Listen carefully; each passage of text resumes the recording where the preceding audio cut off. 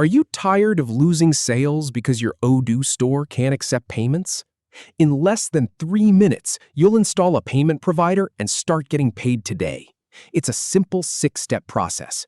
We'll navigate from the homepage through accounting and configuration to payment providers, then install your chosen provider. First, navigate to the Odoo homepage. That's the starting point where you'll begin.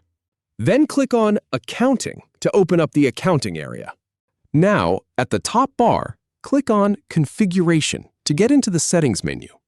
Then select Payment Providers to see the list of available providers.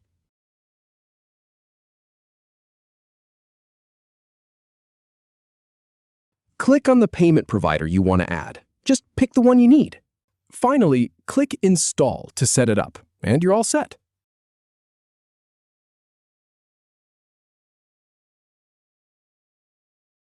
If you have any feedback or if any info is inaccurate, please leave a comment below. We'll do our best to answer or redo the video if needed. Thanks for watching.